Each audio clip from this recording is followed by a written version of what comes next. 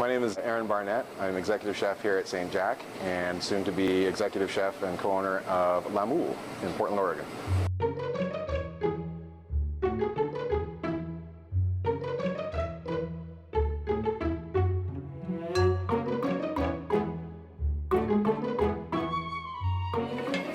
So today, in honor of the fact that we're opening a place called Moule, which means the mussel, which is going to be a Belgian-inspired pub, and we're going to be making a classic moule mariniere. Usually it's just shallots, garlic, lemon, white wine, butter, mussels, some fresh herbs, and a bit of lemon. We add a little bit of caramelized onion, a little bit of capers to ours as well, and a little bit of chili flakes. So what you do to start, it's a pretty easy process, and I don't like to tell people that because I want them to come here and eat them and not go home and eat them. So what we do is we get a pan, 2 pans actually. At home you can kind of do this however you want, in a pot, the lid, however you want to do it. But we get as much heat going on in our pans as possible. Now here at the restaurant we get a heck of a lot more than you do at home. And what we've got here is we've got mussels. These are New Zealand greenlet mussels. They're a very pretty mussel.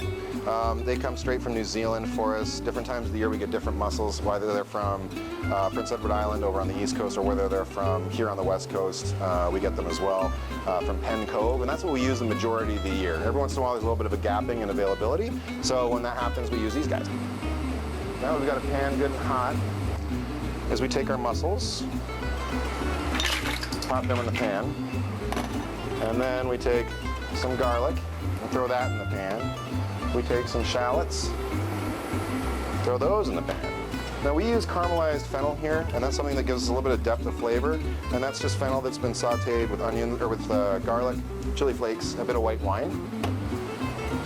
We add a little bit of salt, a little bit of pepper, and a little pinch of chili flakes, and then we add a bunch of white wine.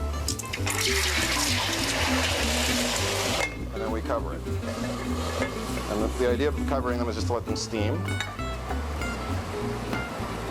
And what we like to do is we give them a little bit of a shimmy, just let the ingredients kind of pop into the liquid, and then just leave them covered for a few seconds. We like to open ours as they come, so basically every mussel is going to open at a different rate as another mussel. So if I was cooking you and you were cooking me, we'd probably both cook at a different rate. So the idea is that we take each one as it comes. So once we get to a point where they're starting to open, we can kind of look at them and then pop them into a bowl from there.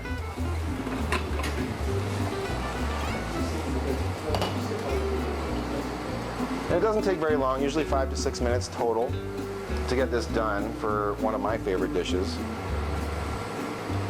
So you give them a little peek and see where we're at, and you can see some of them are just starting to open now, and that's only been about 1.5 minutes, 2 minutes.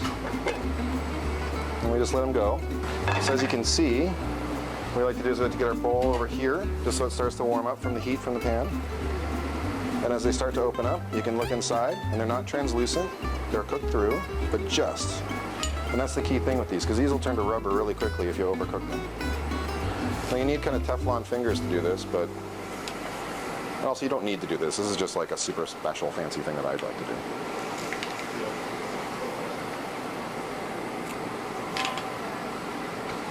And if there's a couple that are just kind of taking their time to open, you just let them kind of simmer in there a little bit longer.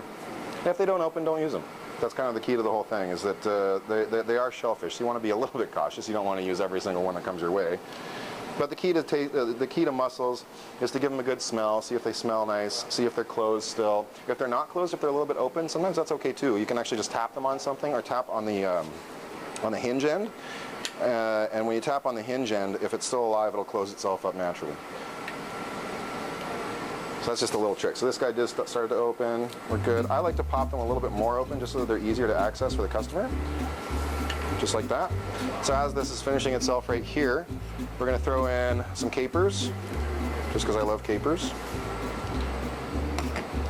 And then we're going to throw in just a teeny tiny bit of butter. That's a joke.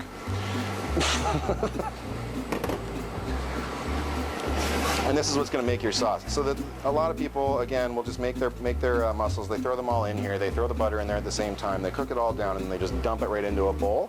For us, the key thing is being able to taste our sauce and being able to adjust our sauce. So that's why I take these out. I put them somewhere nice and toasty and warm so that they don't cool off too much. And then we just finish our sauce. And that way we can adjust and we can taste our sauce and make it the way we want it to taste.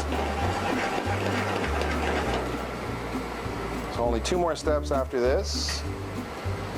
One is you're going to want to give it a healthy squeeze of lemon juice, just because all shellfish taste good with lemon juice.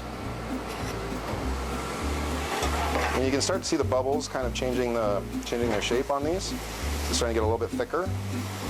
And you can tell by how dense the bubbles get, and you can also, because it just starts getting a little bit thicker.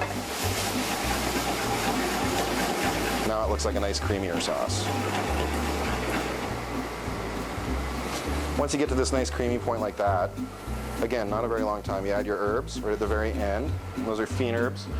Fiend herbs are usually all soft herbs. In this instance, we're using chervil, tarragon, parsley, and chives. Those go right over top.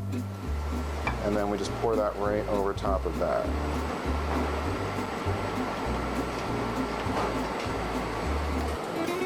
And that, our Moule marinara.